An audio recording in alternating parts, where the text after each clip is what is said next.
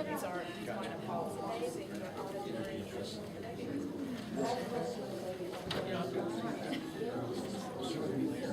Quite frankly.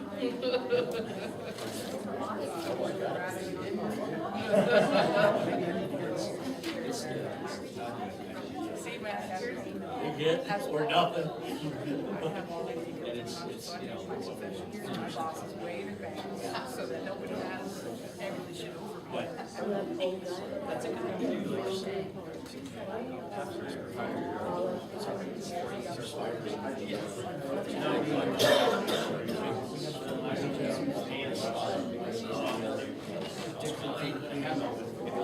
We're in for life. So it's exactly that.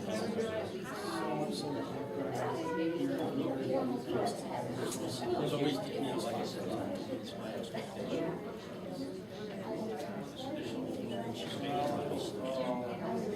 Retire with a paycheck or retire without?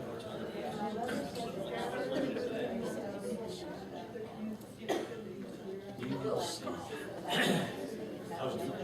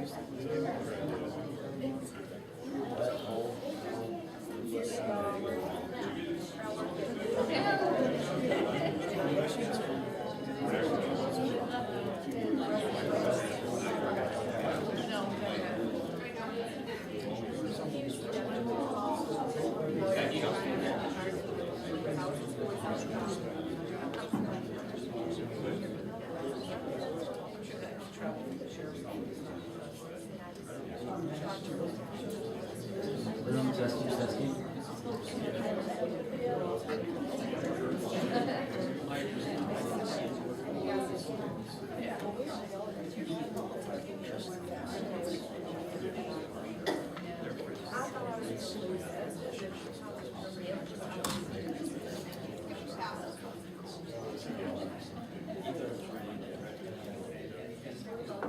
Perhaps wasn't always.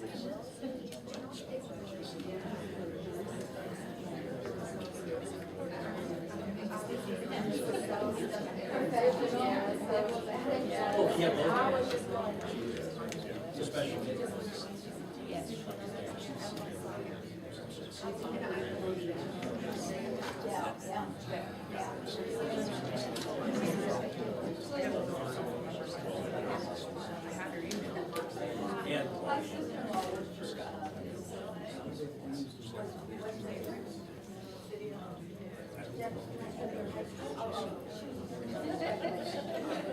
Good morning. It works. Good morning, everybody. Thanks for being here.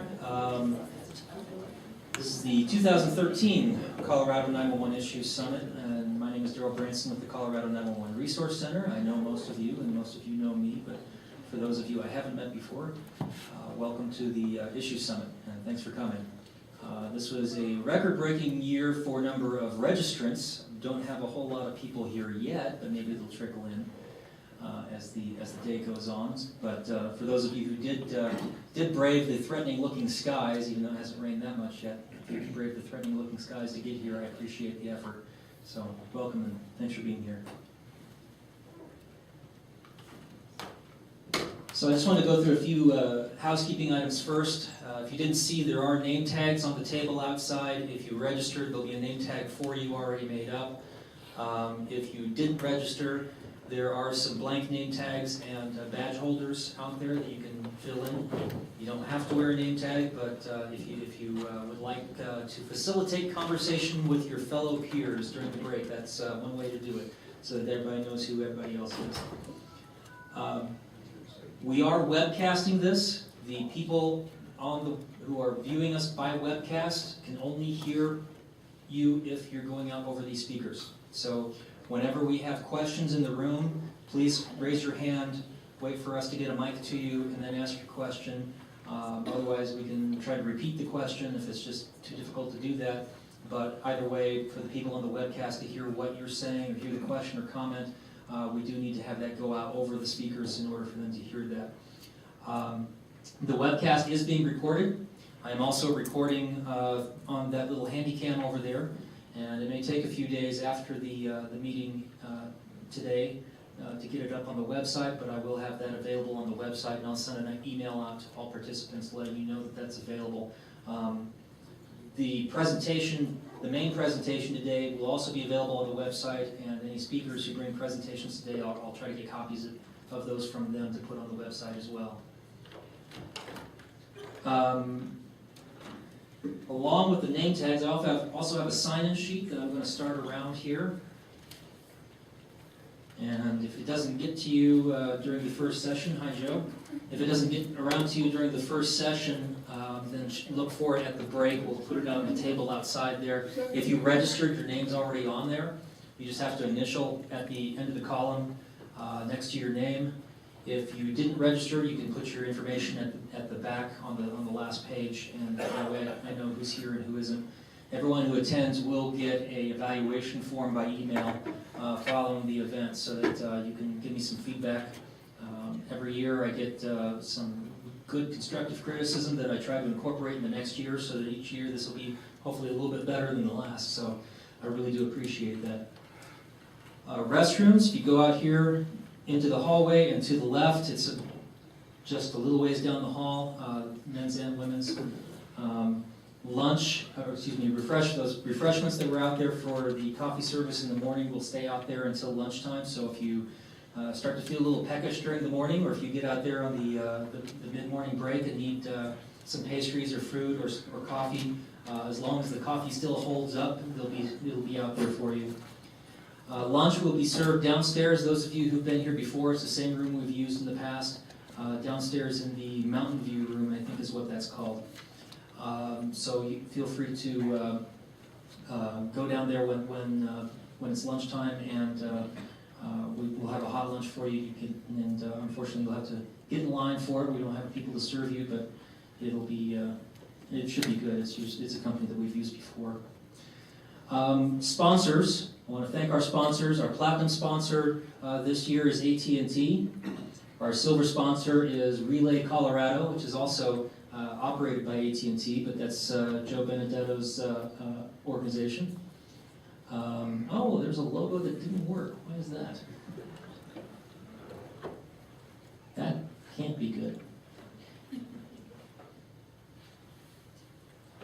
Well, it's Emergency Call Works, obviously, and the other one on that slide is Mission Critical Partners. Those are our bronze sponsors today.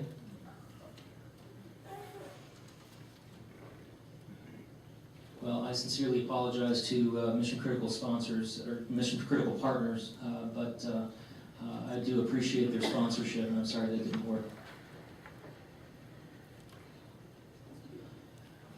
This is a disclaimer that I give at all events where the public might be in attendance. My comments do not represent the opinions of the Resource Center Board of Directors, the Public Utilities Commission 911 Advisory Task Force, the Public Utilities Commission, the State of Colorado, local 911 authorities, or the Public Safety Answering Points of Colorado. And we got that out of the way.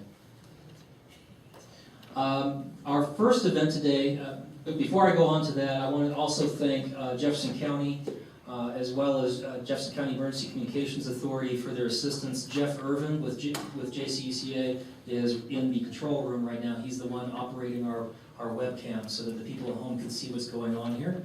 And I really want to thank him and the staff at the building here for their assistance as always in getting things set up and testing the equipment the week before to make sure that everything is ready to go for us. So I want to give a special thanks to them. But our first session today is NCMEC Partner Program. Tim Naraki. Tim, you here? This was on your agenda as the NCMEC Partner Program because that's what it was called as of very recently. They just recently changed their names to the NCMEC Missing Kids Readiness Program. I'm going to let Tim talk to you a little bit about that program. Thank you, Darrell. Good morning, everybody. I just wanted to take a few minutes to talk about something that you're probably all somewhat familiar with, the NCMEC Partner Program. As Darrell said, it's changed names, so if you go to the NCMEC website, it's going to be a little bit more tricky to find. I discovered that the hard way myself. But what I just want to talk about is to encourage more PSAPs to be involved with their program. We achieved this accomplishment probably about 1.5 years ago, and we're, I think, are the latest ones. I think all the El Paso County PSAPs are recognized partners in the state, and if there are any others, that's on the website. If there's any others that I didn't mention, I apologize. But I think the main thing I just wanted to go over is the process. Some of us have been involved in EMD accreditation, CALIA accreditation, P33 accreditation, and a lot of that is a huge amount of work. I want to tell you that this isn't. And the National Center for Missing and Exploited Children are really trying to get a lot more participation. Darrell has really started the ball here in Colorado. We've had a few committee meetings to try to get this more of a statewide initiative. I know Florida is working very hard to make it a statewide initiative as well. And I just wanted to go over my experiences, and hopefully it helps you folks, and certainly open up to any questions or pitfalls or things that you may have experienced. In essence, it's a 3-step process. There's really no order that you have to do it in, but you have to do all 3 in order to get your partnership certification designation is what it is. What I did, there's the National Center has a fantastic training center in Alexandria, Virginia, and for those of you, I see a few heads shaking and been there, it's just a wonderful place, and if nothing else, if you get the opportunity to go to their CEO program, I would highly recommend it. It doesn't cost anything. You just have to be on the waiting list, or at least I was on a waiting list before I got to go. But it's a fantastic couple of days, and I'll tell you, it's some really powerful training. It's top-notch training. There's some fantastic networking opportunities, and they bring in the mother of a missing child, and it is one of the most powerful things you will ever hear in your entire life, guaranteed. But anyways, what Pueblo County Sheriff, I'm comm manager for the Pueblo County Sheriff's Office, if that didn't get mentioned. We had decided that that was something that we wanted to pursue. The process that I took is put myself on the list for attending the CEO class, and it's open to police chiefs, sheriffs, and PSAP directors / managers, whatever your particular title is. They want leadership people there that have the ability to generate policy. I know we all work in varieties of agencies, and we all have a variety of authority to make and different policies and procedures. I'm fortunate in my agency that I get to make all the policies for our communications center without having to go through a lot of hoops through our sheriff and things like that. So what we did, I was able to go to this training, and while at the training they gave an overview of the center plus what the partnership program is, or the Missing Kids Readiness Program. So I'll bounce back and forth in terminology, but officially it is the Missing Kids Readiness Program. But anyways, so we went to the training, and in that it talked a lot about policy and procedure and the national standards, the ANSI standard for doing this. That was probably the biggest overwhelming process for me that I was afraid of. I thought, geez, the standard is big, it's on the website, you look it over, and it seems really, really hard to do that. And it's like, I don't know if I'm gonna have the time to do that. One of the things that I learned is if you actually read it and you look at it and you cut through all the commentary and the definitions, I'll guarantee you most, if not all of you, already do this on a daily basis when it comes to a missing kids call. It's actually very, very simple. It's very, very straightforward. It's essentially, when somebody calls in a missing kid, you're going to take it seriously, you're going to get all the information, and you're going to get it dispatched quickly. That's all it is on the PSAP side. It's a little bit different for the actual law enforcement agency and some of the investigative, but it's still not that extensive. So they are only interested when you submit your policy and to approve your policy, they're only interested in is what does the PSAP do? Not does your law enforcement agency do it, things like that. They just want to make sure that the PSAP does that. Subsequent to all of this, I was selected to be on the policy review committee. They sort of spreading the work, many hands make light work, as they say, and they elicited volunteers from around the country to review policies for other PSAPs that are interested in joining becoming a partner. And I can tell you from seeing what other PSAPs from around the country are doing, it's really straightforward. Frankly, the easiest way to do it is you cut and paste the stuff out of the ANSI standard and you put it on your letterhead, policy head, whatever you call it, and it'll be accepted. You can also take your own, you can tweak it, just make sure it follows that. It's a very, very simple process, and I think that's if there's one message I want to get across to you today, is that it's not a difficult process. You could probably, if you don't already have your policy that fits all those things, you could probably tweak it in less than an hour, thanks to word processing. It's very, very simple. The only time-consuming issue was that there is an 8-hour online course for all of your communications officers to take. And it just goes over the Amber Alert process, it goes over some of the basic call takings for the ANSI standard, and it's, it's self-paced.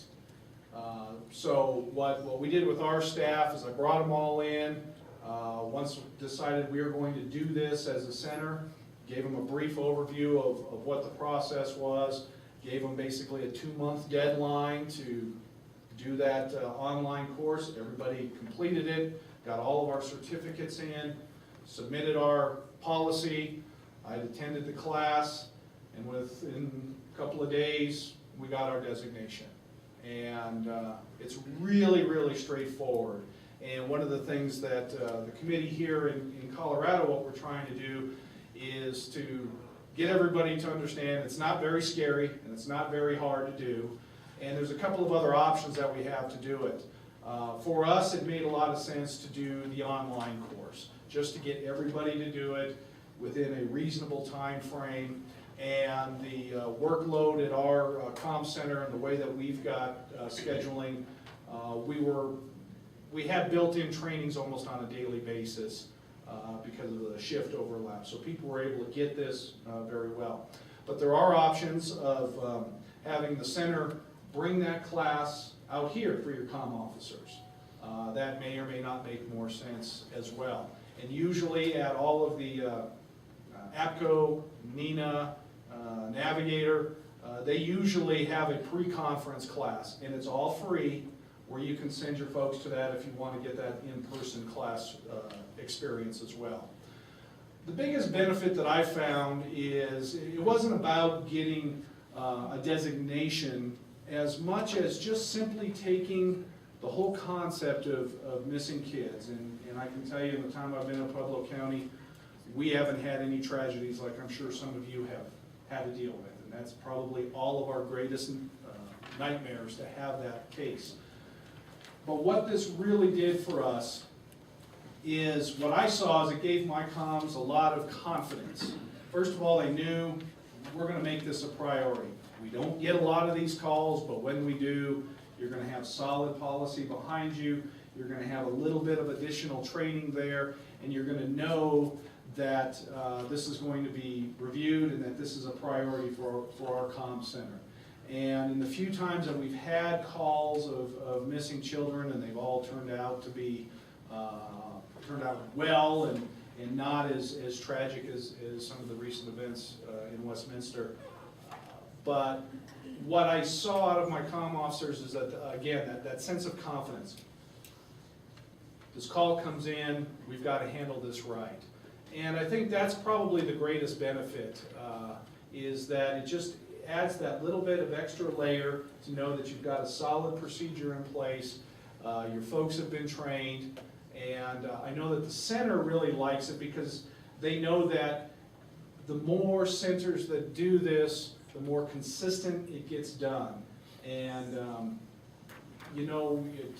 there's gonna be lots of talk about other standards, training standards and things like that, and I think that is really critical to just push forward the whole profession of communications officers. And I think this is a great place to start if you haven't done anything in the past, and certainly it's a great enhancement if you are accredited in all these other fields or some of them. And I just would like to really encourage everybody to do it.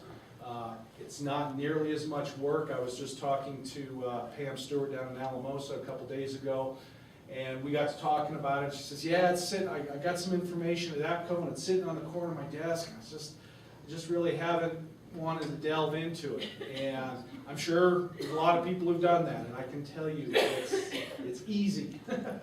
As the old Geico, it's so easy a caveman can do it. I can tell you, it really is easy, and I really want to encourage you to do that. If you have any questions, if there's anything that seems overwhelming, by all means, please contact me, contact the center. They're interested, they don't want it to be an exclusive club. They want this to be what everybody does, because their only interest is making sure that the wheels get in motion as quickly as possible to find these kids. We all know that time is of the essence. And where I've talked to some folks where there's been concerns because they have to get the approval through their different chiefs or commanders or whatever their situation is. Again, I want to stress, this is the PSAP policies, not the entire agency policies. And I would imagine that most of you have got very COM-specific policies. That's all the center is looking for. If your investigative unit, the rest of the agency wants to do that, there's a process for that, which is just about as easy as doing the PSAP. But if you're concerned about that, I really want to emphasize it's very, very straightforward. It's something that you do anyways, and it's a very easy process to follow. So that's my sales pitch, and I'll open it up for any questions or concerns. Do you have to, does the PSAP have to every year recertify? Does the PSAP have to recertify annually? No, they don't. That's one of the beauty things is you get your designation and you're good to go. Obviously, with any other policy, you want to make sure that you're keeping up on it. It's built into our training manual that our new comm officers, as soon as they finish their CTO training, that they get this within 3 months. So we built it into a lot of our procedures, but there's nothing that you have to resubmit to NCMEC or anything like that. Any other questions or comments for Tim? I want to thank you, Tim. I really appreciate it. And I want to give credit where credit's due as well. Tim mentioned that we've been having some conference calls with various folks to talk about how we can try to promote this in Colorado. It actually started a couple of years ago. Lana Donnan, Ray Paddock was in that group. I'm not sure who else was involved in that. And they're the ones that got the push moving forward, that helped get the PSAPs down in El Paso County and Pueblo, got you guys started on that. So now we're just picking it up to try to pick up the momentum again, because it's kind of flagged a little bit. But it really is very easy. There's your CEO has to go. By CEO, they mean the PSAP manager, PSAP director, whatever the title of the person is who's in charge of the PSAP, has to go through a CEO course. That can be done in Alexandria, Virginia, and they pay for the flight out there. They pay for everything. They pay for your hotel, or you can do it online. And same thing with your dispatchers. They have to go through a dispatcher course. That can be done in person, and we're looking into whether it be possible to bring somebody from NCMEC out here to do that, or to get some people trained here in Colorado to do that. But there's also the online course that Tim was talking about, which is nice because you can take it at your own pace. You can do a couple hours here, a couple hours there until you get it done. And then you have to submit your policy, as Tim mentioned. So it really is very easy. And one thing I wanted to talk about too in relation to this before we moved on is if you go to the Resource Center website, you go to Resources, and you go to Missing Children. I have a page set up specifically for missing children information. A lot of it is direct links to National Center for Missing and Exploited Children, specific resources. There's a link for the Missing Kids Readiness Program. I found out I may still have that wrong. I think it's project instead of program, but I'll fix that. And we have a list of all of Colorado's NCBIC, here it says call center partners. I need to say Missing Kids Readiness Project participants or something along those lines. And individuals who've gone through the Chief Executive Officer training or the PSAP Manager Seminar. And we do have a few people that have gone through the Train the Trainer course. If you know of any center that has received its designation from NCMEC, or you know of individuals who have gone through the CEO or the PSAP Manager course, or the Train the Trainer that aren't on those lists, please let me know, because I want to keep that up to date so that we know what our resources are here in the state. But if there's, if you're ever looking for something specifically related to missing children and those types of calls, check out this page and see if what you're looking for is there. If it's not, let me know, and I can see if I can find it for you.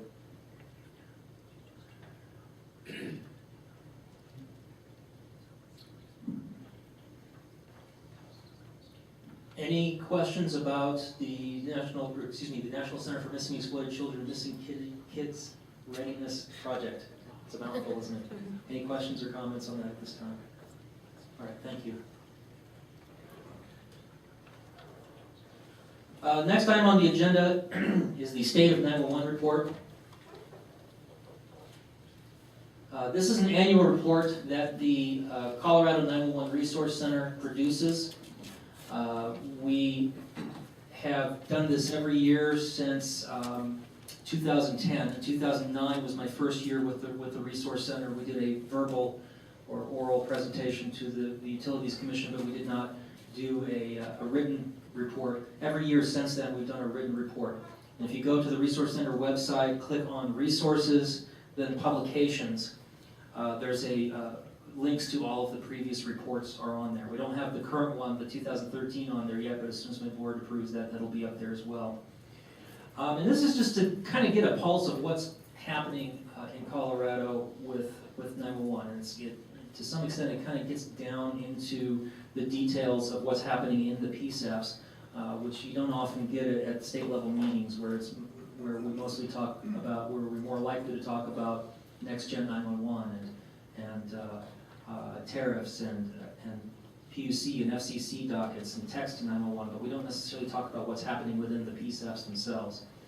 So a lot of the report deals with that. If you've never taken a look at it before, I would encourage you to just kind of look through the table of contents, and you can kind of get an idea of what kind of things are covered. The first thing I talk about in the report is landline E911 service. For a long time, before I moved to Colorado, Colorado was 100% enhanced 911. There was no place in the state where you did not, if you called 911, your anti-NAL information did not get relayed to the PSAP. Last year, we lost that designation when San Juan County, Colorado, which is dispatched by the Colorado State Patrol out of Montrose, lost their 911 equipment. They had one 911 console, and it reached the end of its life. I'm happy to report that we are once again 100% E911 capable throughout the state. So even if you are visiting in Silverton for skiing or hiking or just to ride the train, you are once again protected by Enhanced 911. So that's good news that we backslid for a very short period of time, and now we're back. Concerning wireless enhanced 911, I'm not sure how well those colors are showing up on your screens there, but every county that's shown in green is phase 2 capable. That doesn't necessarily mean that every carrier in that county is delivering phase 2 information to the PSAP, but it means that the PSAP itself is phase 2 capable and they're receiving phase 2 information from at least one carrier. The counties that are in yellow are phase 1, and the 2 counties that are still in red are phase 0. They don't have wireless enhanced 911 at all. This is unchanged from last year, so you might see the date on that. It says 2012. It's because we haven't had any of those change. We have had some advancement, though, that just doesn't show on this map because there are some counties that were already in green, but we're only getting phase 2 from 1 or 2 carriers. San Juan County, for instance, in addition to getting their 911 equipment working again, they're getting additional wireless carriers to start delivering them phase 2 information, whereas before they only had 1 carrier that was doing that for them. If you look at phase 2 wireless enhanced 911 capability in Colorado, there's different ways you can look at it. If you look at it by county count, it's 93.8%, which isn't bad. But if you look at it in terms of county square miles, it's 99.3%. If you look at it by terms of population, 99.9%. So 99.9% of the population of Colorado lives in an area where wireless phase 2 is available. So that's the good news. One thing that I do stress in the report, though, because not everybody who reads the report is necessarily steeped in this stuff every day like we are. They don't necessarily know some of the caveats that seem natural to us. One of them is that if you live in an area where coverage isn't very good, the county may be colored green on that map. It may be a phase 2 county. All the carriers may be phase 2, but if you can't get a signal, you're still not going to be able to get your location information to the PSAP. So that seems obvious to us, but a lot of people don't realize how many gaps in coverage there are in the rural and mountain areas of the state, just because we have such a large area to cover. But if you look at this, of course, it hasn't changed since last year, since the county that county map didn't change, but we've made some real progress over the previous 2 years. In 2011, it was 98.5% of the population. In 2010, the population was about the same, but if you did by county count, it was a little bit less. So we've made some progress over the last 3 or 4 years. So if we just need to try to identify what is holding up those additional counties, those last counties, from becoming phase 2 compliant and find ways to assist them in that. The next section of the State of 911 report talks about the equipment that's in use within the PSAPs in Colorado. Now, if you are a PSAP manager, hopefully you know that there are PSAP profiles on the Resource Center website. The easiest way to get to them is to go to, if you go to the Resource Center website and click on Users, on that page is a link to update your PSAP's online profile. I send out reminders a couple of years to the PSAP managers to update their profiles. Some of them do, some of them don't. It's totally voluntary. I can't make anybody do it.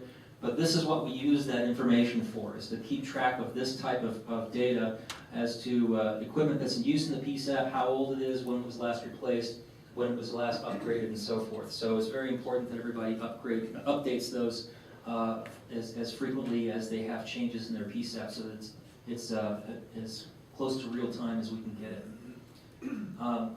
But based on those reports, we can look and see, we can see a number of different things. One is CAD systems. So in addition to looking at average ages, I also look at the oldest age, because we can see what the average age is, and that tells us overall how we're doing on replacing aging equipment in our PSAPs in Colorado. But we may not see the whole picture if there are PSAPs that are being left behind and aren't able to refresh that equipment as often as they should. And it is kind of telling. If you look at oldest equipment in the state, the oldest CAD system in use in Colorado is 26 years old.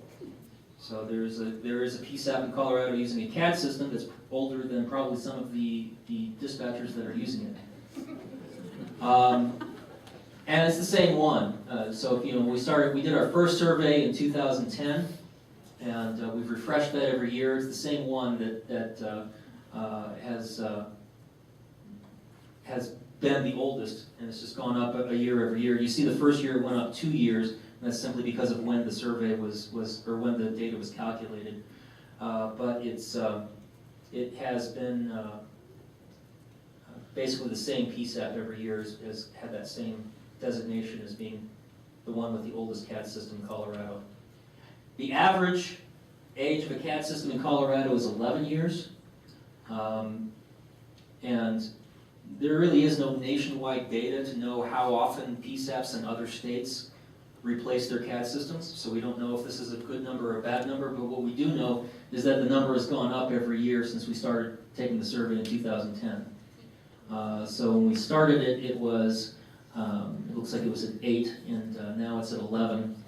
That's probably not a good thing, that the average age has gone up. It means that PSAPs are taking longer between their CAD installations before they replace them.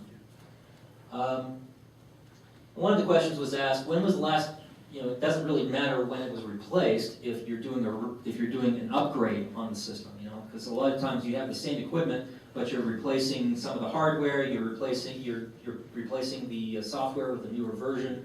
So it's not a replacement, but you're doing an upgrade.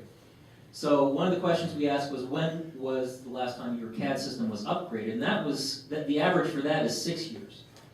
And again, we have no idea what that means in terms of how we compare to other states, because there's no national data on that, but we can see that figure has gone up every year as well. So it started off at 2, and now we're at 6.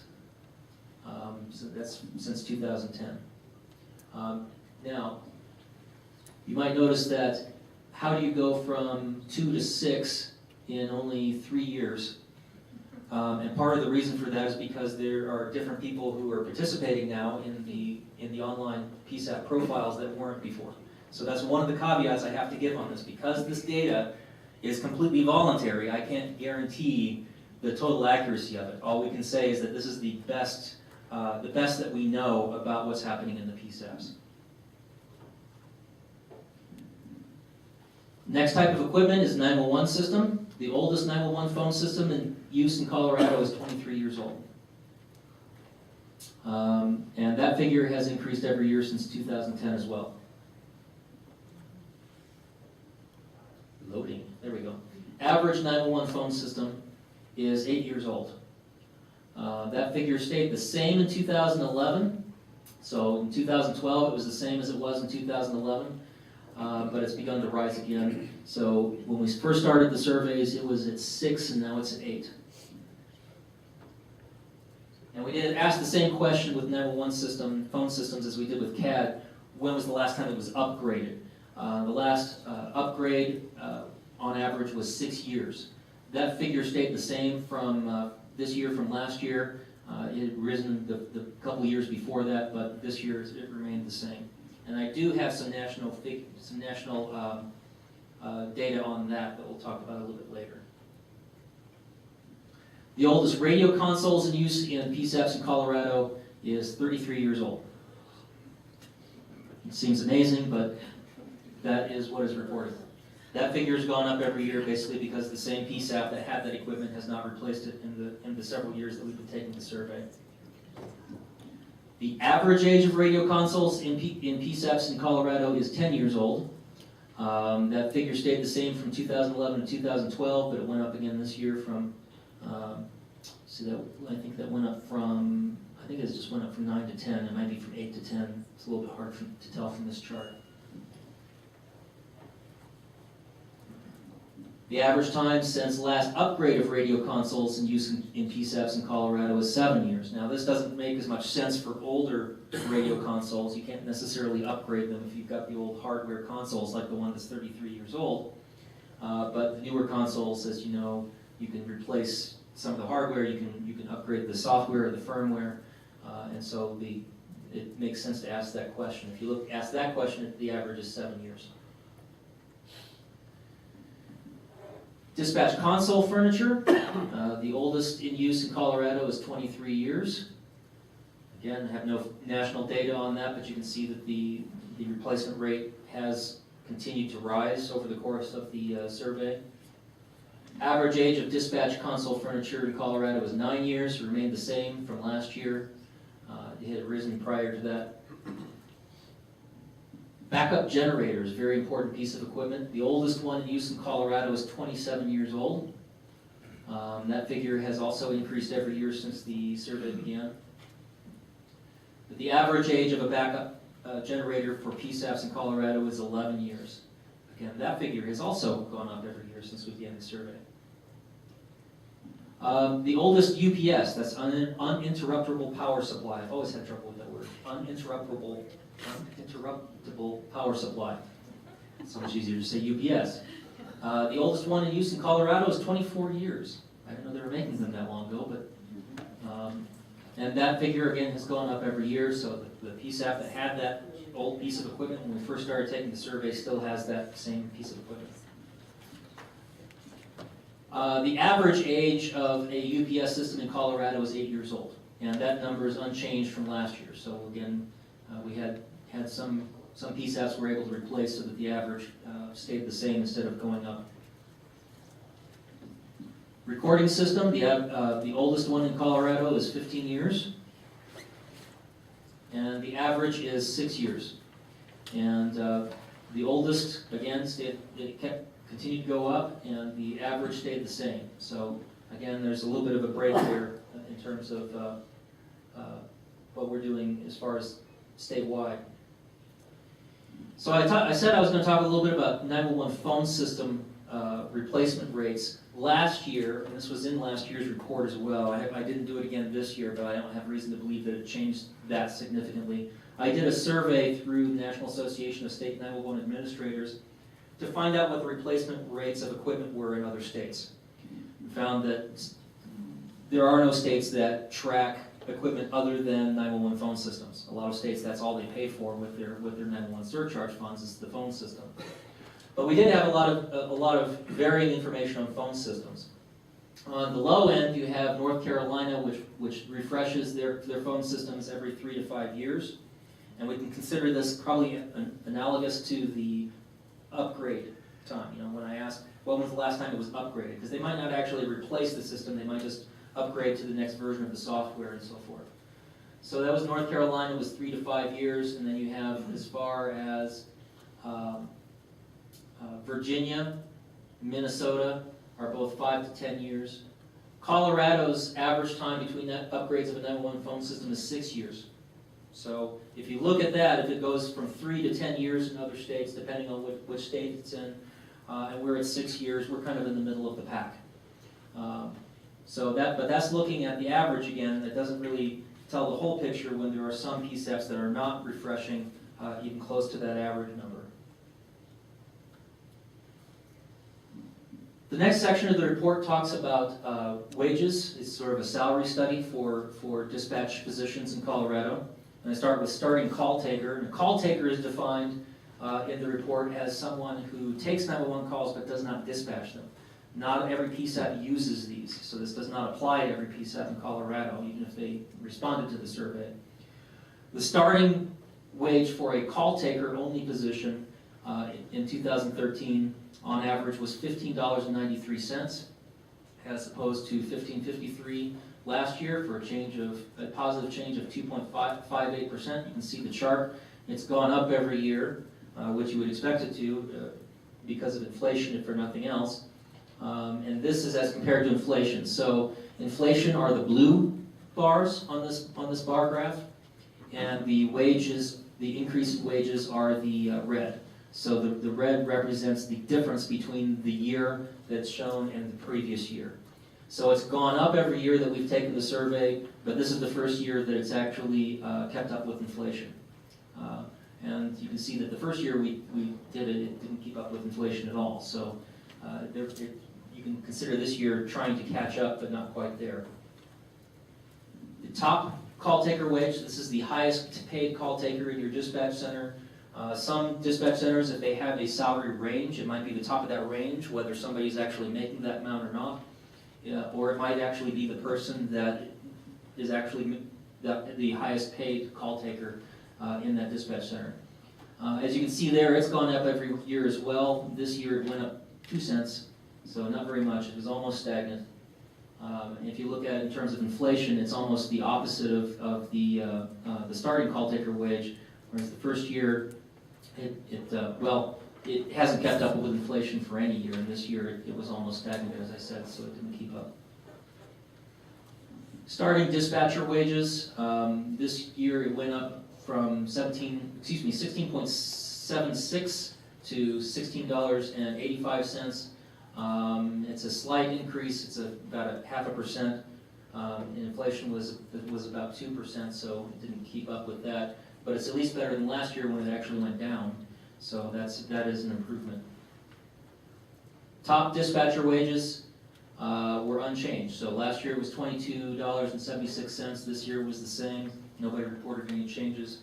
Again, we have to keep in mind that this is voluntarily provided information from the PSAPs, so it's possible that there were changes out there that we just weren't aware of because they didn't get reported to us. So if you look at it, the first year it didn't keep up with inflation. Second year it didn't, and it actually dropped slightly. And this year it was stagnant. Starting supervisor wages, it went up very slightly. Went up 6 cents for a change of 0.3%. Last year it actually beat inflation very slightly, but this year it didn't come close. Top supervisor, again, very slight increase from the previous year, and has never kept up with inflation since we started keeping the data. Director salaries is probably the one that might be the scariest. If you look at that, it's gone down every year since we started taking the survey. The first year it went down quite a bit. Again, that might just be because there were PSAPs reporting the next year that didn't report the first year, but it has continued to go down since then as well. So there's that, the blue being inflation and red being the change in director's pay. So if you do a summary, if you look at a summary of the state, you can look at by call taker and dispatcher. In the past, I have been able to compare this to the national average. Bureau of Labor Statistics does not keep data on any of these positions except for the dispatcher position. So I couldn't compare call taker, I couldn't compare supervisor or director, but I could compare dispatcher. Unfortunately, this year, Bureau of Labor Statistics, I don't know if it's because of the sequester or for other reasons, has not been able to produce that data. So it's unavailable.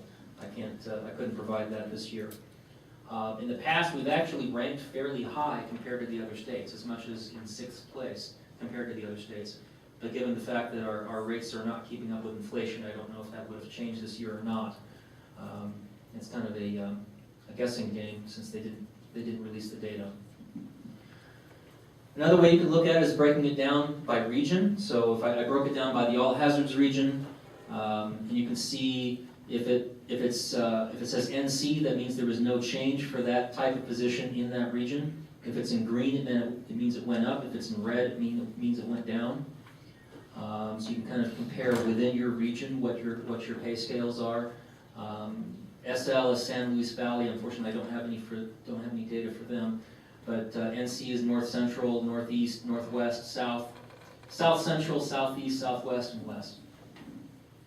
And hopefully you know what all hazards region you're in. If you don't, let me know and I can find it for you. Another way to break it down, by size of PSAP. So if you look at PSAPs with fewer than five phone consoles, you can see that you've got increases for starting call taker, starting dispatcher, top dispatcher, and a drop for director. But it's a very different story if you're in the middle range there. If you have 5 to 10 PSAP, or 10 consoles in your PSAP, you had a drop in your starting call taker and starting dispatcher. You had an increase for your starting supervisor. And then if you are in the large group where you have more than 10 consoles, then you saw increases for starting dispatcher and top dispatcher. No changes for the call taker positions, which is interesting since the large PSAPs are the ones that are most likely to use those. You saw a slight increase for top supervisor as well. Looking at some other staffing data is kind of interesting. If you look at the size of PSAPs in Colorado, I divide them up into quartiles. This is by number of employees, not by console position, but by number of actual operational employees. An operational employee is defined in the report as any employee that takes or dispatches 911 information. So if your supervisor also does that, if in addition to being a floor supervisor, they're also a dispatcher, then they count towards that operational number. So the bottom 25% of PSAPs in Colorado have less than 10 dispatchers. The second quartile has 10 to 13, third quartile 14 to 20. So the way to interpret that is 75% of PSAPs in Colorado have fewer than 20 operational employees. So we still tend to be fairly small call centers in Colorado. And then of course you've got all the way up to 163, you can take a guess who that is. It's changed slightly from 2012. You can see the second quartile went up to 14, third quartile went up to 21 at the top range. So on average, the size of the PSAPs has actually shrunk slightly in Colorado this year from last year. So that could be due to turnover issues, it could be due to funding issues, maybe the PSAP isn't replacing their employees as they leave. It doesn't really get this report doesn't really get into the why of that, but it does show that there is a slight anomaly there. It's not really a trend unless we see it do the same thing next year. Another interesting figure to look at with staffing is your administrative staffing ratio. This is the number of administrative personnel defined in the report as dispatch personnel that don't take 911 calls and don't dispatch them. So this could be supervisors, your non-working supervisors, not to say that they don't work, but supervisors that don't take or dispatch 911 calls, as opposed to supervisors that do because they count as operational employees. This would be your PSAP manager in most PSAPs, but in some PSAPs they may take 911 calls as well. Some PSAPs may have a secretary that handles handles funding issues, handles human resources issues, things like that. A lot of non-operational items. So if they have any of those people, that counts as an administrative personnel to the dispatch center. Dispatch centers that have fewer than 5 consoles, that ratio, and the ratio is just taken by the number of administrative personnel divided by operational personnel, is 11.7%. So the higher that percent is, the more administrative overhead they have in terms of personnel. 5 to 10 phone consoles, it was 9.7%, and greater than 10 phone consoles, it was 7%. There's an asterisk next to that 9.7 in the middle there. That's because I took an outlier out of there. There was a PSAP that reported almost twice as many administrative personnel as operational personnel, which didn't seem right to me. That was probably a typo of some sort. So I removed them from the data. But as you can see, the larger the PSAP, the fewer administrative personnel they have in relation to the number of operational personnel they have. So there's some economies of scale there. Turnover rates, if you're looking at operational only, 2013, the percentage was 10.9%. It's 10.9% turnover rate. That is down from last year's figure of 12.2, which is down from the year before of 13.6. So overall, for the last 2 years, turnover rates in Colorado have gone down, despite the fact that, as you saw earlier, most of the salaries haven't kept up with inflation. We can take guesses as to why that is. The unemployment rate has been fairly high and stayed fairly high for a while now. So it may be that may be an incentive for people to stay in their jobs even if their wages aren't keeping up with inflation. If you compare that, unfortunately, we normally are able to compare that with national rates. A few years ago, the Association for Public Safety Communications Officials published a project RETAINS. I can't tell you what RETAINS stand for, but that's also an acronym because we love acronyms. But Project RETAINS was a nationwide study of turnover rates, staffing practices, retention practices, things like that. And what they found was a average of 18% turnover nationwide. Unfortunately, that's really old data now. That was done in 2008, and I did not include it in this year's report because of the fact that it's really old. So comparing our rates in 2013 after several years of a recession to 2008 when recession was just starting is probably not a fair comparison. So unfortunately, we don't really have any nationwide data to compare it to. But hopefully, ACO or somebody else will do another nationwide study soon that we can use as a comparison. Turnover rates by operational size of the PSAP. So if you look at how many operational employees do they have? So this year, if you had 10 or fewer operational employees in your dispatch center, if you had 10 or fewer dispatchers and call takers in your dispatch center, your turnover rate was 14%. 10.6% for the medium, that's 11 to 20 dispatchers, and 7.8% for 21 or more. So kind of along the same lines with the economies of scale, the larger PSAPs tend to have lower turnover rates. Why that is, again, we can take guesses. This report doesn't really get into that much detail as to be able to do some correlational studies.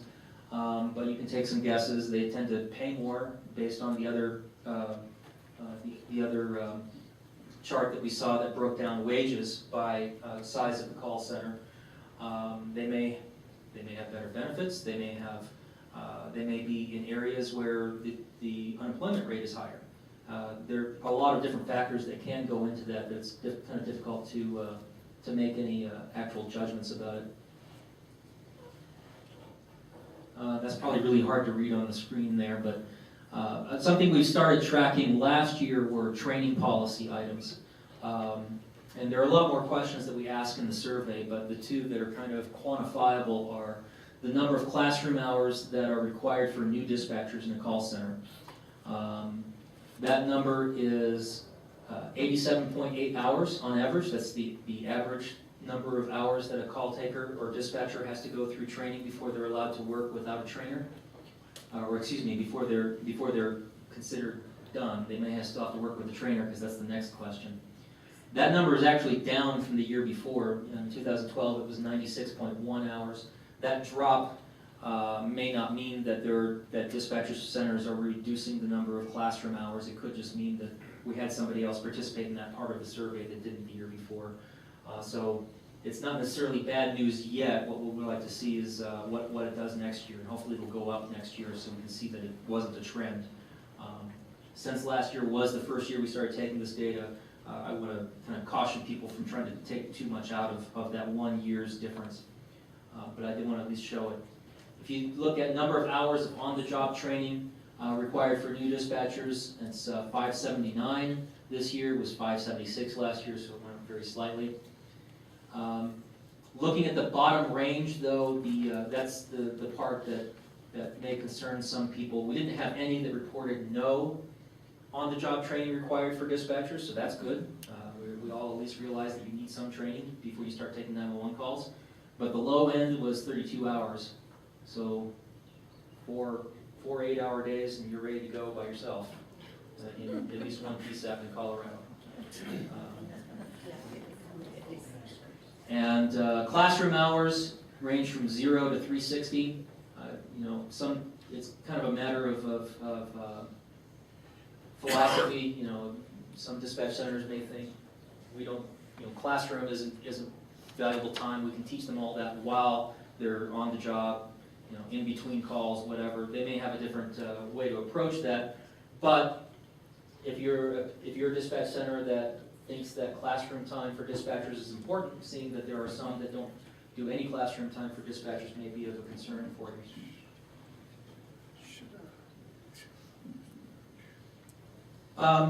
In 2011, we started asking about areas of concern. So we said, here's some topics. Is this an area of concern, or is this an issue in your PSAP? Is this something that you are worried about for your PSAP?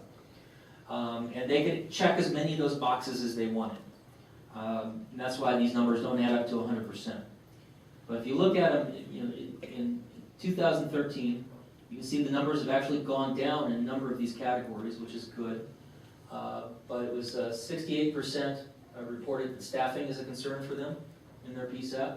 That's 2/3 of PSAPs that responded to this part of the survey, if not 2/3 of the PSAPs in the state, said that staffing was a concern for them. Funding was 60%, recruiting 28%, training 28%, equipment. So the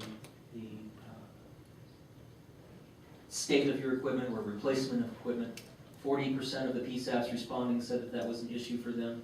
28% said their facility was an issue for them. We also, there's an other category in there, but nobody's filled that out. So far, the categories that we've given them to choose from seem to cover most of the bases. And again, if you are a PSAP manager and you go fill out that part of that profile, I really encourage you to let us know what the issues are in your PSAP. Again, we don't share them with anybody except in the aggregate like this, as a statistic. So you're not going to get, if you put facility on there, you're not going to get architects knocking on your door. I don't want anybody to think that we're giving away their information like that. The next part of the 911 report deals with funding, and we're getting close to the 11 o'clock hour, so we'll stop here. We'll stop pretty soon. We're almost to the end of this part. The surcharge rate this year is 86 cents on average across the state. It's 86 cents. It ranges from 40, and I don't have this on here, but it ranges from 43 cents. I think is still the lowest. Trina, Yep. that's you. 43 cents. The highest is $1.50. There are 2 911 authorities that are $1.50. I know that there's at least one 911 authority that is considering applying for a rate above $1.50, so this rate may change next year. This is the first year in quite a while that it's remained the same from the previous year, but I do know that there are several that have either applied for an increase or are considering applying for an increase. So I wouldn't expect that that's a trend that is going to stay at 86 cents for very long. If you look at funding, this is something I did for the first time last year, and since the surcharge rates haven't changed from last year, I put 2012's map up there because it's the same. If you look at the surcharge rates by county, it's kind of interesting. The ones that are in red are over $1. And it's kind of hard to see the difference on that screen between the green and yellow. Can you see very well over here? Okay, good. The ones that are in green are less than 70 cents, and the ones that are in yellow are between 70 cents and 99 cents. So you can kind of see that they group together, right? So the mountain counties tend to be the ones with the higher surcharge rate, not in every case, but they tend to be. And then you've got certain areas of the state that tend to have lower surcharge rates than others. And you see the big blob of green down there at the bottom. That's all one 911 authority. That's San Luis Valley. So the surcharges for all of those counties go together because they're all one single 911 authority. If you see anything in here that's not right, please let me know so I can update the data for next year. I try to keep up on this, but sometimes stuff gets past me. And right on time, 11 o'clock, and that concludes my presentation of the State of 911 report. And I do want to say that is really an overview of what's in the written report. The written report is, I want to say, close to 60 pages. Once my board approves that, it'll be on the website, and we're not sure yet how we're going to present it to the PUC. Last year we just filed it with them. In years previous to that, we actually did a presentation, so it'll be I'll talk to PUC staff to see if we can schedule a presentation or if it would be better just to file that. It kind of depends on what my board wants to do as well. But as soon as it's approved by my board, it'll also be on the website. And if anybody has any questions or comments for me, if you have any ideas of other things that we should track. I thought it was good and an overall report, very interesting to cover the facts and figures. A lot for me to digest, but for next year, I have 2 suggestions for you to consider. First, in the survey, ask this question: does your PSAP now have text to 911 service? And a second would be to show us if you can show us a county map of which PSAPs have that service, the text to 911. Something for your consideration. Thank you. Thank you, Joe. That's a good suggestion. And to my knowledge, there aren't any PSAPs in Colorado yet providing actual text to 911. But by next year, presumably there will be, as the carriers make that available. Yes, Jackie? Pitkin County has signed a contract with Verizon. Okay. Have they gone live yet with it, or not They've yet? signed a contract. Cool. So very soon, that map will be very relevant. So thank you. Please let us know. Will do. Will do. And there's also. Congratulations to Pitkin County. Yes. You're the first. And also, I have created a page on the Resource Center website for Text to 911. If you click on Resources, under that there's a page that says Text to 911. So you don't have to wait till next year's report to find out. I'll try to keep that updated as real time as I can. Any other questions or comments about the State of 911 report? Suggestions for next year? If you think of any later, please let me know. You can put it on the evaluation that I'm going to send out for today's summit, or you can just send me an email because I want to make this as useful as possible. It covers a lot of stuff that we don't normally talk about, like wage information, equipment ages. Maybe that's useful to you, maybe it's not. But if there's anything else that would be more useful to you, please let me know. And at that, it's 11 o'clock, so let's take about a 10-minute break so we can get back on track at 11:15. Thank you.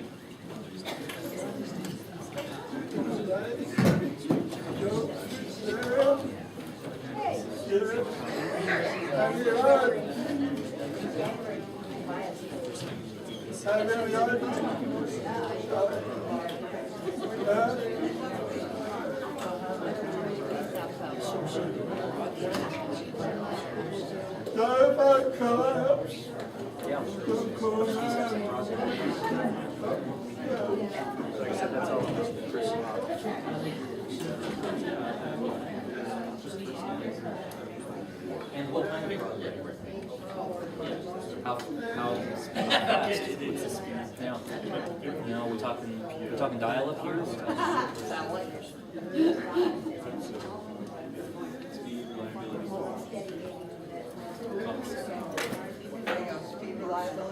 I'll give it to you. You should probably have some of that data. Well, we're trying to have from your community anchors. All the public services delivered to the state, we're trying to update the speed tests and subscriptions. Yeah, but not It'll take a while.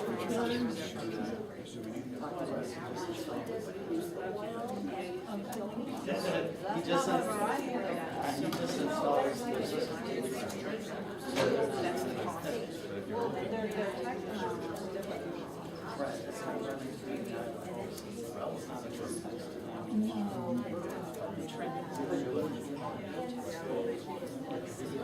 Yeah, two videos. There are a couple others, but the videos, there's two videos, and there's a foundation report. Right, but it's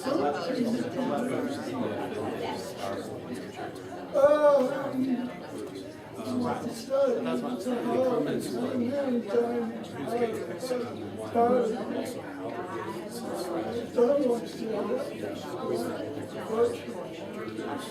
and the number of times.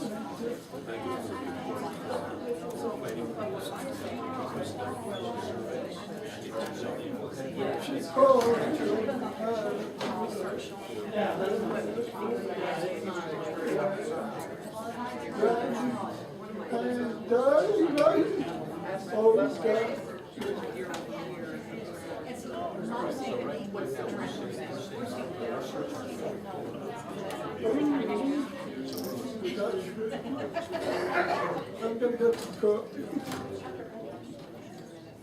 question that I still got.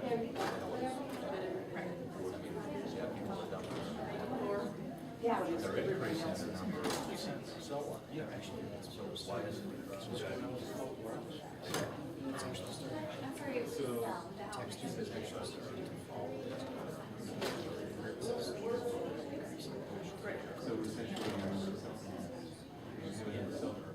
Saturated in cell phones and texting. So that's like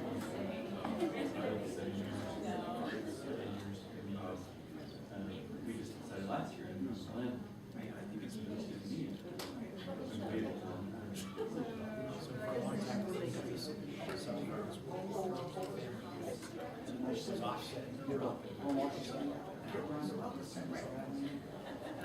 that's been my practice with Wisconsin.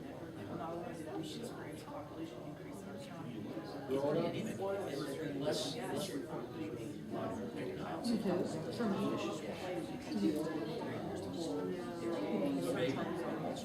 Access the system, and now they're not.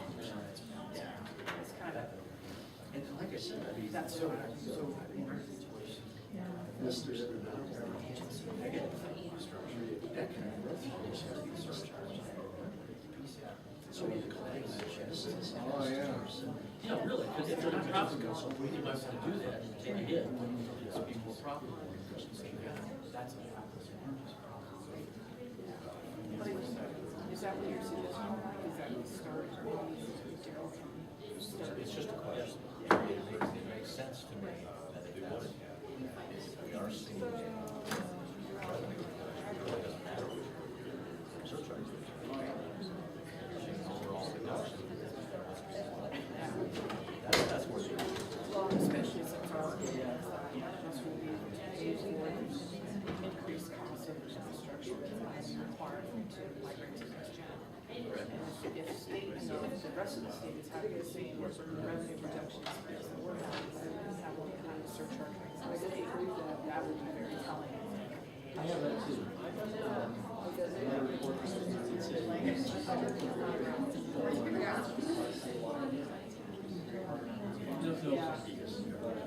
this year I asked everyone for it, so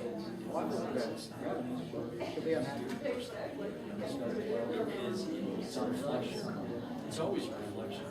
Extrapolated the rest. And 2009, the first year it was 45 units. And so it does well. You're also asking for a piece Just because that's all the FCC knows. And when you start using other forms of roads, that's kind of the discussion of financing. some dispatches include membership,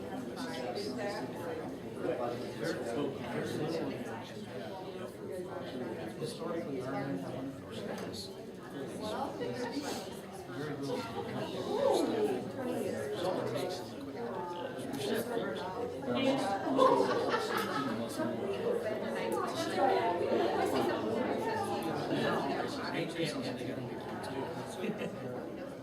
Budgets are not increasing, but their expenses are. So when the chiefs come to the board meeting, they will determine tax amount. And they start to list out small increments and it's conference. We can't have those discussions. That's a double-edged sword. It is, where do you stop? And you Since become you're relying, dependent on it. since you're relying on infrastructure, you're relying on not one authority. Well,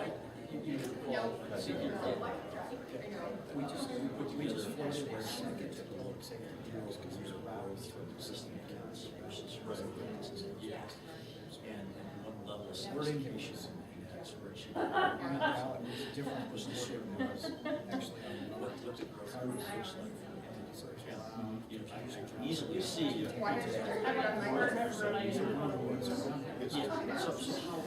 Fast. Basically, the county is keeping all the lines. Sharing it within bounds. It starts to go off. So then, you start taking a look at, all right, how many contested we have? immediately shot down for 4 years, 3 years, 2 years, and last year. Right. And then, if that's, statistically speaking, historically speaking, those all this grades get you there. So they say, okay, now, again, I got to be easier on the dispatcher stuff. Yeah, you have the price, right? So you got to do it.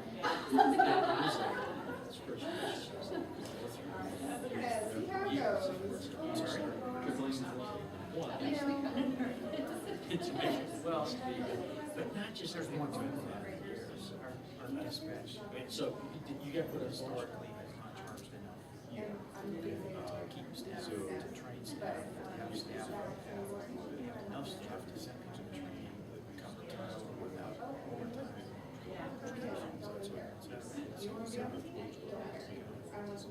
Dispatch manager.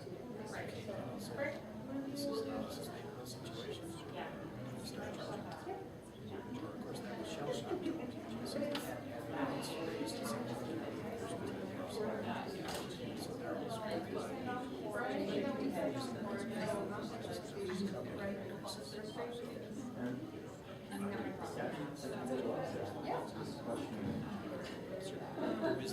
How stable is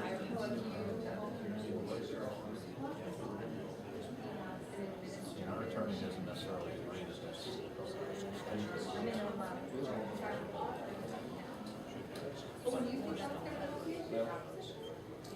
People ask me,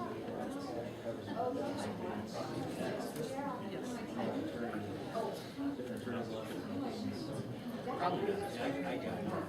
How they make money. They all have the same thing, but it's not your job. I don't think anybody's ever challenged how 911 is working. And so I exercise. Yeah, there's no litigation.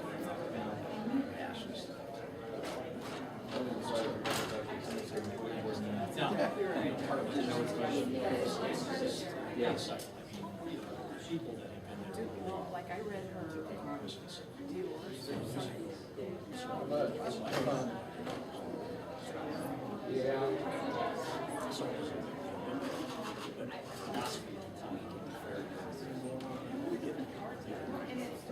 I know it's not 30 minutes, but she should. Kim, have you ever, Kim, this is Laura Etchebury. She's been, yeah, Kim Carroll.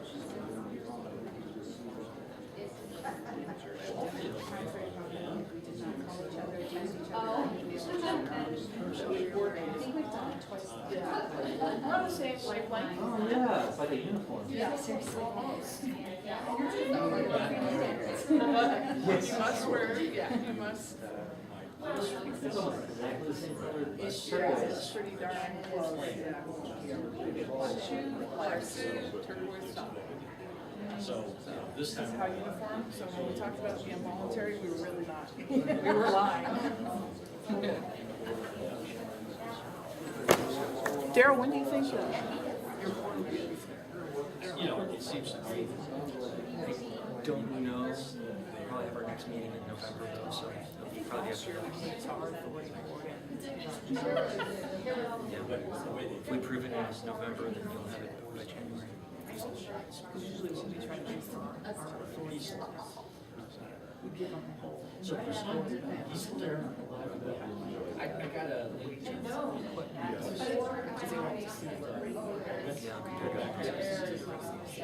I appreciate it when somebody's using it. If you want me to come and talk to them about it, if they have any questions, I'd be happy to do that. Reconnect with.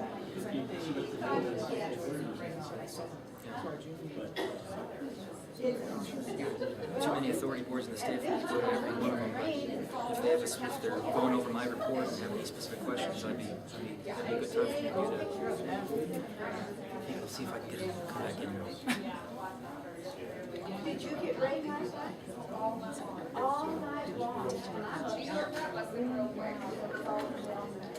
All night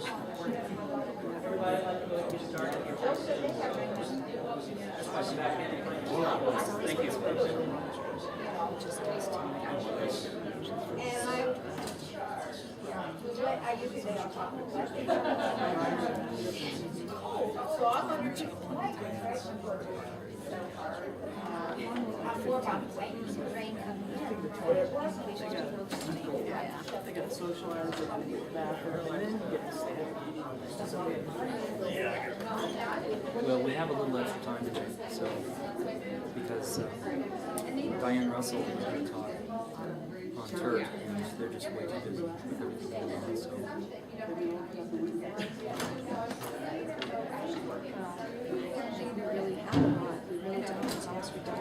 Yeah, I was hearing it, just I think it might get, I think it's better.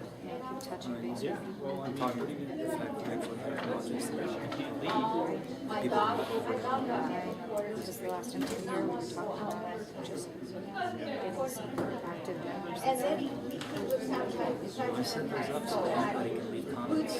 Yeah, that's what I'm So even if they're not Boy, he members was out there taking care of of the training business. committee, we'll take them all. And they can link the Google Docs from the resource center website. Yeah, and I'll pull that up and show it to them too, so they can see where, how to get to it. So this is a pretty loosey-goosey, so help me just figure out. That camera's still going by the way, so I hope you didn't say anything you didn't want. I can edit it No, out. we did talk about being mandatory Yes. uniform, like that was about the most mandatory thing. Yeah.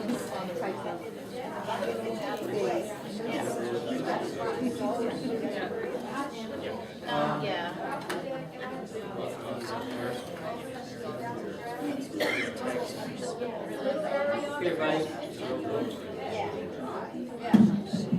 Hello. Oh, there we go. Delay. Sure. Okay. The next item on the agenda today is 911 Training Standards Committee update. I have Monica Million on the agenda, but we are blessed by both co-chairs today. The Training Standards Committee charter calls for 2 co-chairs instead of a single chair. And that's Monica Million and Kim Carroll from Denver. And Monica's from Grand Junction. Thank you, Daryl. Hi, everybody. I think you saw Carol, Kim and I at the last 911 Issue Summit when we were first talking about the formation of the Training Standards Committee, and that was really kind of our kickoff.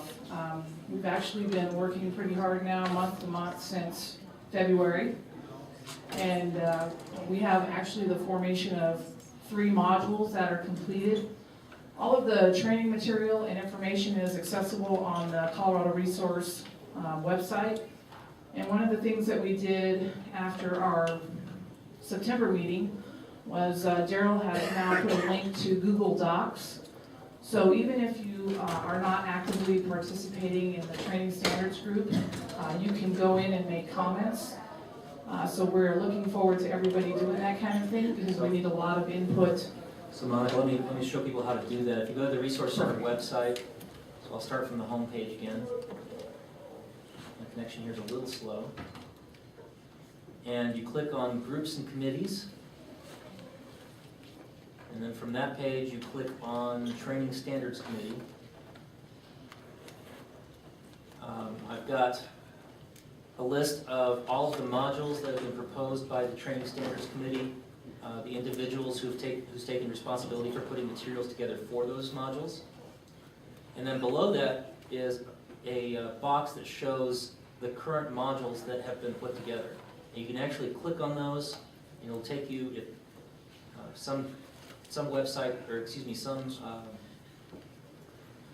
county or city networks, I know the state sometimes restricts access to Google Docs, but if you have access to Google Docs, you can go in and actually see the document, and you can click, you can highlight a section, right-click on it, and click comment, and it'll actually allow you to type in a comment. So here's a comment that somebody's typed in about one of these documents. So you don't have to be a member of the Training Standards Committee to do that. Anybody can go in and add comments, and they'll be reviewed by the Training Standards Committee.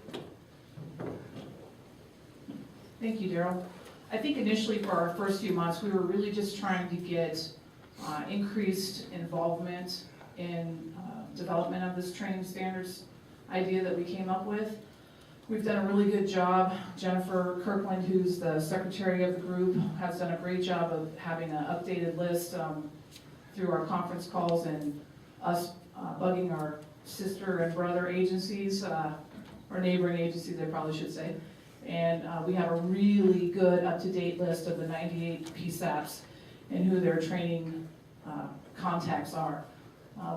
Last month, we had our highest attended meeting ever. Hallelujah, 27 representatives. We require 20 voting members to be present to make a vote. And for our October meeting, we'll be voting on and finalizing 3 of our modules. For any of you that want copies of any of our materials that we do have, I've made about 25 copies. Our geography module that Kim was the coordinator of, we have, and we'd love to have you guys give us some input on that. Again, Daryl showed where it's available on the website. The other thing that we did in the last 2 months, some of the feedback we were getting from people participating was they were getting pushback from their law enforcement CEOs. We all hear about people's trials and dealing with the word standards. And they felt that they weren't getting the support or the participation. They weren't going to be supported in participating in the development of training standards. This program is voluntary. Through my chief and our county sheriff, we developed an information sheet that CACP and CSOC put out to their membership, talking about what our mission was, that this was a voluntary program. It was being developed by all of the PSAPs in the state, and really there wasn't a cost involved, which of course was their biggest concern. Yes, one of their biggest concerns. And we got really good feedback from the people who had challenges from their law enforcement executives. They get it now and they're in full support of them participating. I don't know what else we could tell everybody. We're meeting once a month. You can webcast in. There's a conference bridge. Daryl always has it on the website. I think that's one of the most important things, is you don't have to come and be there. You can dial in, you can be multitasking like most of you are amazing at. You can be listening to us, you can be there to vote. You can look at the modules. Daryl has truly been our point of contact. We started out as a handful of people, and to have 27 people there last month, we were all very proud of that. That was awesome. So this is something that a lot of the smaller agencies have been asking for. So if you don't have the opportunity to come to a meeting or even go on the web for the webcast for the meeting, at least take a look at the modules and let us know, are we going the direction you want us to go? Because that's the most important thing for us. I look at Monica, we have training programs, and we have Project 33, and we're going for CALIA, and we're doing all of these things, but what we want to do is statewide. We want to offer it to everyone. And some of these agencies that have absolutely no possibility of doing this on their own, and that's what we want to do. So thank you for your time. You know, one more thing I'm going to touch on. The thing that I think people don't understand is the level of what this material is going to be. It'll be an electronic and printed format. It won't necessarily be where you have to go to a classroom. I think the way we're developing the materials, you could get it electronically, and it could be at a pace or maybe supervised by one of your people in your comm center and have somebody at a workstation. There's a testing component and a key concept portion of each of the modules. It's something that you could build off of for your comm center. So it's a foundation. It doesn't really necessarily get into a lot of details because that's where we all start to differ, but it should provide a really nice foundation for you to build your training program from. And I know you guys all heard the gasps when we said there was centers that have only 32 hours of OJT time. That's scary. Does anybody have any questions or comments? Jody, I know you've been participating on the conference call. You think the material's coming along well? I do, yes. It's going to be a nice foundation, as you said, for people to build on. Yeah, and so really, in order for us to make it as user-friendly for all of us, we really are looking and trying to reach out to you guys to give us your input. I think that's our biggest concern, so that we have the most participation that we can. And the Training Standards Committee has their meetings normally on every third Monday. If you go to the front page of the Resource Center website, there's a calendar on that front page. You can also go to the calendar page of the website, it shows the same thing. But on that page, it will list where the meeting is. It's usually at 1 o'clock. You schedule for 2 hours, and it doesn't always take that long. The Resource Center does provide Conference Bridge and webcast access, so if you can't make it in person, it's always good to make it in person because you get to see people that you wouldn't normally get to see. But if you can't make it in person, that's one way that you can participate. It needs updating, but there's also a list on that Training Standards Committee page of all of the representatives in the state, because each PSAP has been asked to designate somebody to be a representative to the Training Standards Committee. So you can take a look at that list that's on there now and let me know if it's not accurate, or if it doesn't show anybody listed for your PSAP, let me know who that would be. And I'll let Jennifer Kirkland know. Jennifer is the secretary of the Training Standards Committee, but I'm also tracking that for them for the website purpose. For the 8 to 10 foundation topics that we've selected, we're hoping to have all of the modules completed probably by the spring of next year, so that we could actually launch the material out to our community by summer or fall of 2014. I know one of the last pieces that we'll develop is how will we update the material, how frequently, and then who maybe will have that responsibility, or how will we reach out to the committee to do that. So those are some of the last things that we'll define as a group. One of the good things is it's the fundamentals. So your agency's policies and procedures are untouched. So as you change and as you advance with your policies and procedures, this foundation will still exist. It should not require, as we discussed last month, it should not require updating quite like we do in our own centers right now, where we're doing quarterly updates. This is not going to require that. But it will be the foundation of liabilities, geography, call-taking fundamentals, phone systems, CAD systems. And truly, when I walked into the business over 17 years ago, I had no idea. And even the word PSAP, when you're young, yes, I was young 17 years ago. When you're young and you take the job, you may not even know what PSAP means. And there were so many, and I mean, you mentioned it earlier, another acronym. That's what we're trying to do, the glossary and the information. We're trying to give them that foundation so that they can grow in your agency and continue to advance in your agency. Any questions or comments for Monica or Kim? Okay. Well, thank you very much.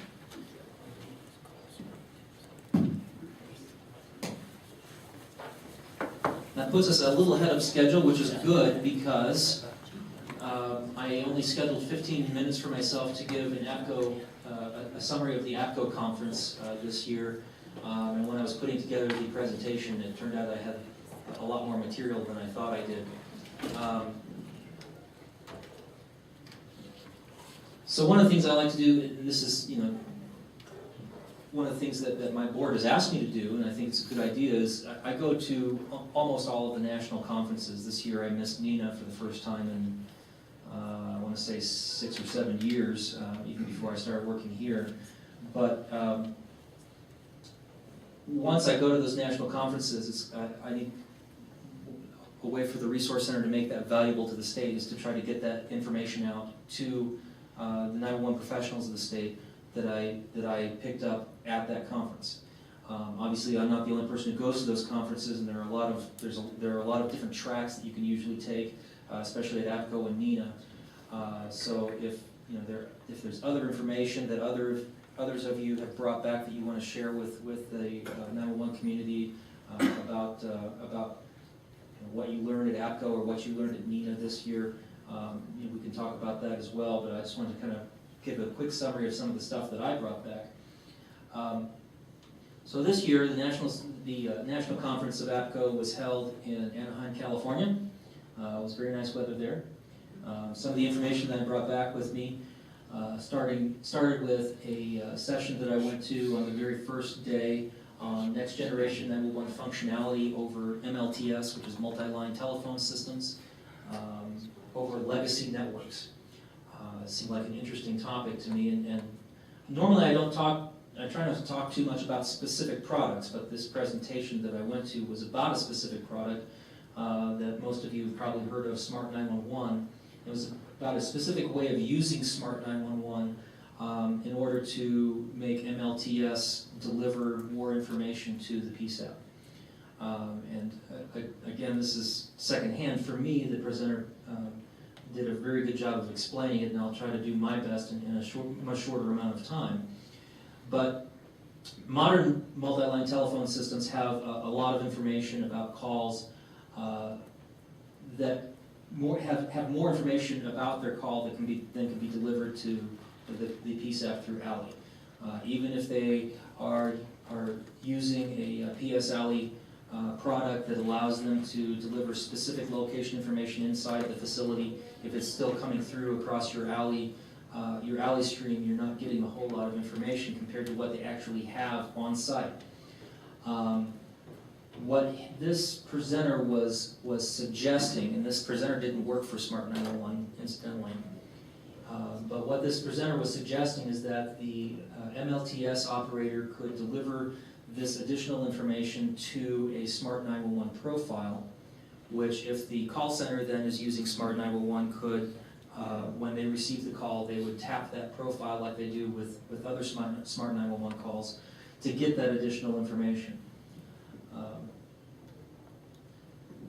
That additional information could be a map showing the location of extensions in the building. So if you're getting PS ALI and you see the extension, you can see an extension number. That doesn't help you a whole lot if you don't know where that extension is in the building. So the Smart 911 tab can show the PSAP where that extension is in the building.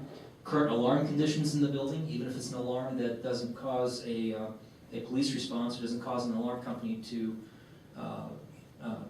necessarily call for a police response. If there's an alarm condition going on in the building, that can be fed into the Smart 911 profile and therefore fed to the PSAP when they receive the call.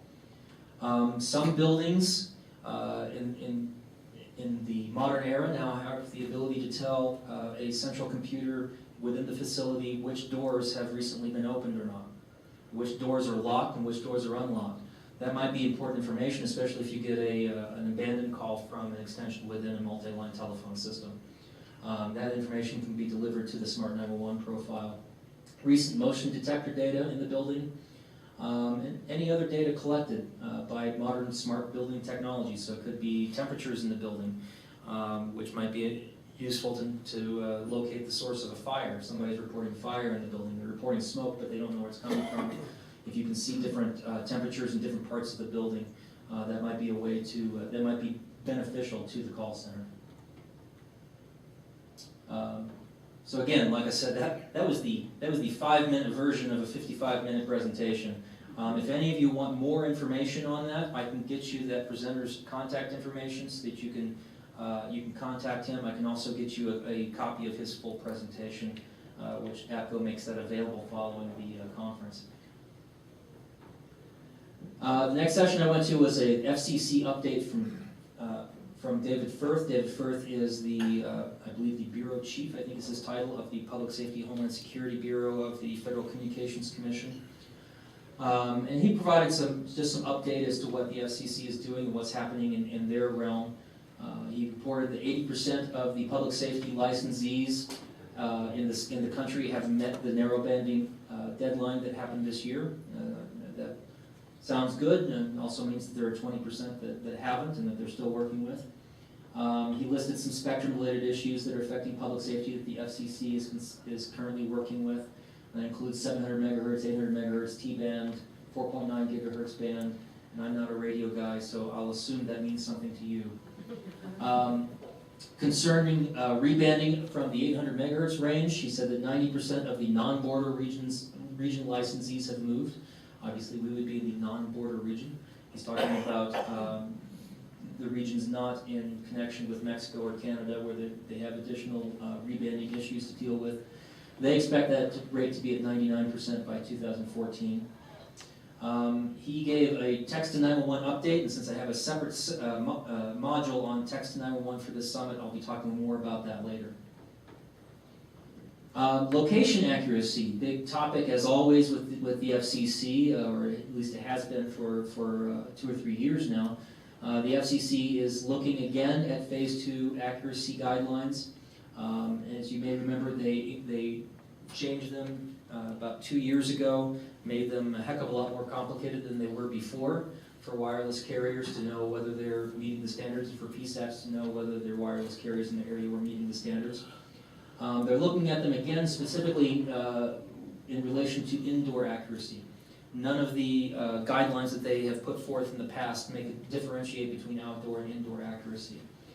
I think I have it elsewhere in this presentation, but I think it's something along the lines of 39% of all households are now wireless only. They don't have landlines anymore, which means if they call 911, even if they're inside their home, it's probably going to be from a cell phone, which makes indoor wireless accuracy much more important than it used to be when most of those calls would be coming from somebody driving on the highway and they're outside. CISRIC, which is the FCC's Communications Security, Reliability, and Interoperability Council, another one of those lovely acronyms.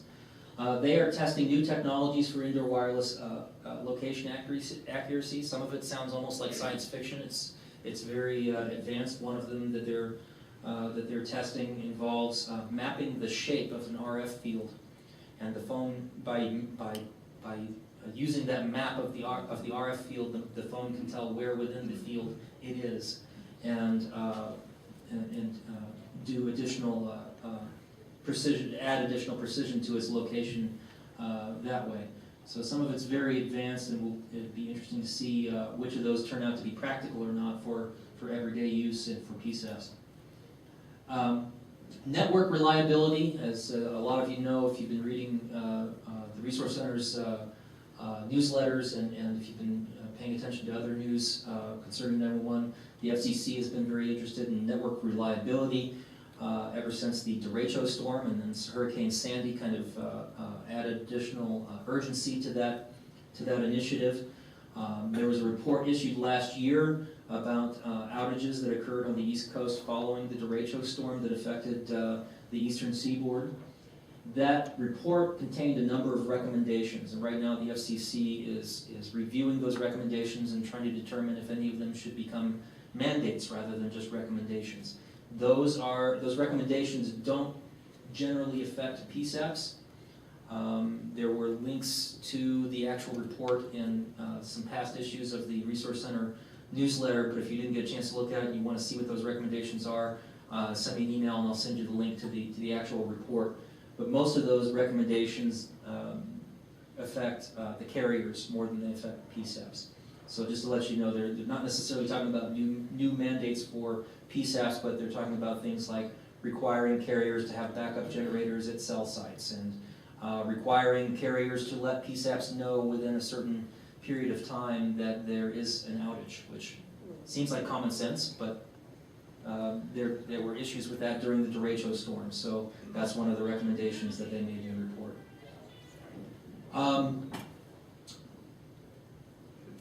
So that's network reliability. NSI phones, non-service initialized phones. These are phones that either had a contract and the contract expired, or they were prepaid phones and the minutes ran out. And something I didn't know originally, but I learned probably about a year ago by going to one of these national conferences, that NSI phones can also be a regular phone that has a contract and has minutes, but has just recently been turned on and hasn't been fully registered by the network yet. So that can come through as an NSI call. Right now, the FCC, and has for a very long time, the FCC has a requirement that all wireless carriers deliver calls from NSI phones to the PSAP as they would with any other type of call. In some areas of the country, PSAPs are reporting that this has become a problem for them because they are receiving a lot of hang-up calls, they're receiving a lot of accidental calls, they're receiving a lot of prank calls, And if they're coming from an NSI phone, they can't even call the phone back to find out if there really is a problem.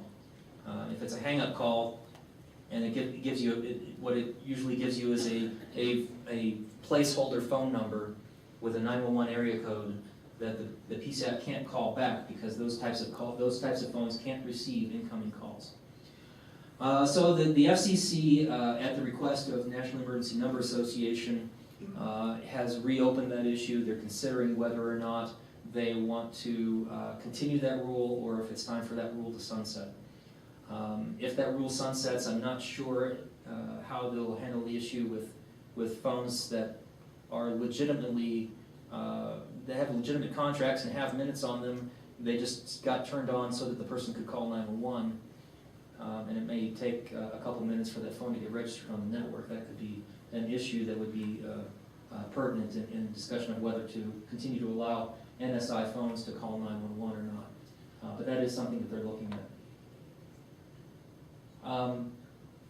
I went to a session about the, here's another acronym, NPSBN, National Public Safety Broadband Network. Most of us are just calling it FirstNet now. They're more or less the same thing. FirstNet is the organization that has been put together to make the National Public Safety Broadband Network reality.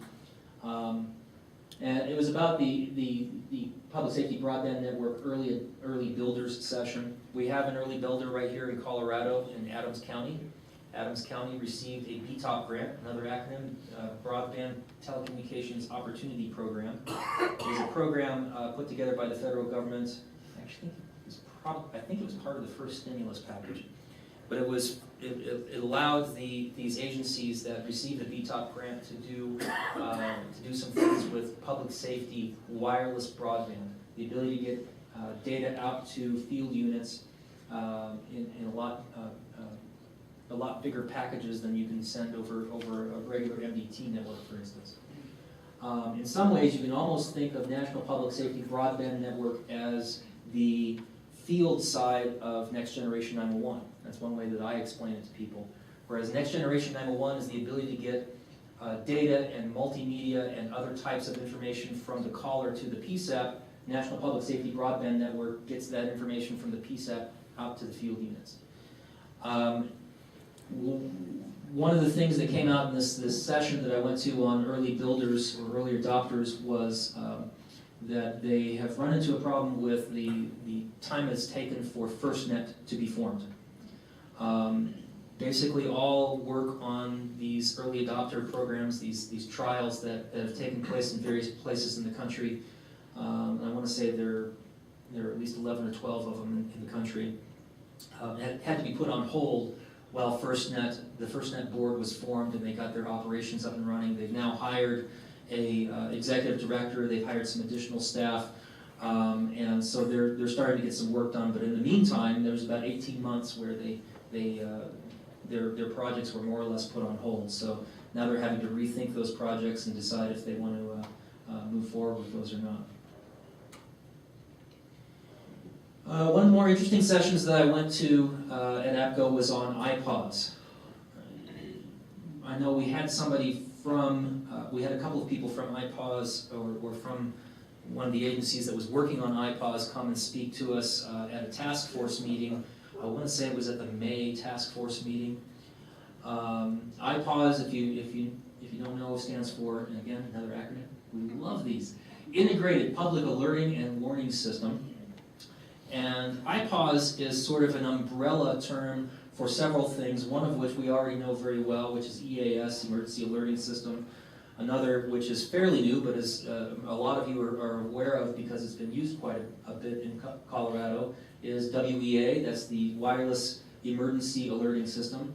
That was formerly known as CMAS, the Cellular Mobile Alerting System. They liked WEA better. Why they changed it, I don't know. And National Oceanographic and Atmospheric Administration's radio alerting. So what they did is they took these three items, these three ways of getting emergency information out to the public, and they've tied it together into one program called iPods. The bulk of the session was actually about WEA, which I think is the part of this piece that is probably of most interest to PSAPs right now. Is there anybody in here who works at PSAP who's not familiar with WEA?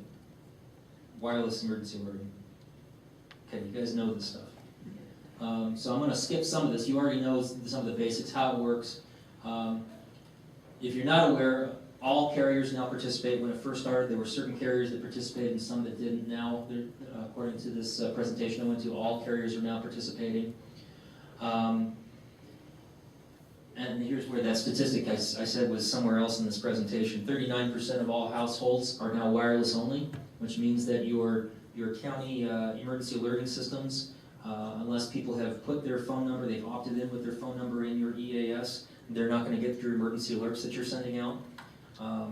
So the other way of getting that information to them is through WEA, which is based on the location of the cell tower, not on the number of the person that has opted into your system. And it's not an opt-in system. Everybody who is connected to that cell tower will get the emergency message, whether they've said that they want to get them or not. And that actually, I know, has caused some issues with people saying, why am I getting this message? I don't want to know about this. But sometimes it's important for them to get it.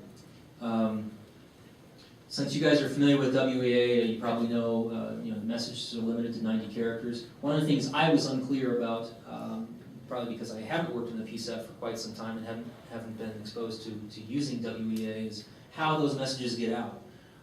In Colorado, the state's Office of Emergency Management is the designated contact agency for WEA messages to get out.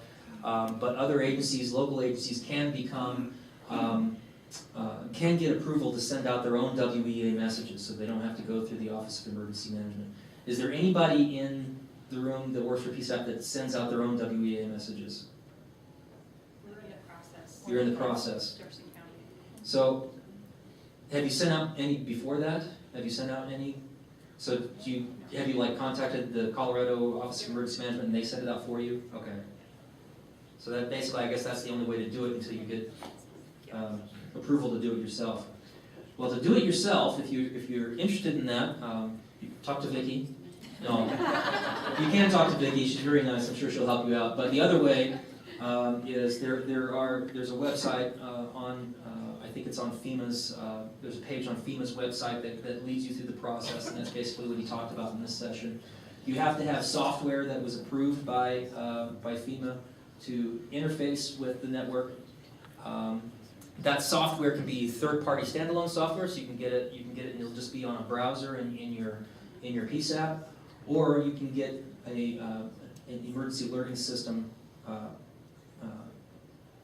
program, software system. You can get an emergency alerting system that has the interface built in. There are several of them out there that do that. So if you're purchasing an emergency alerting system and you want to make sure you get one that will interface with WEA, that's one of the questions you can ask them.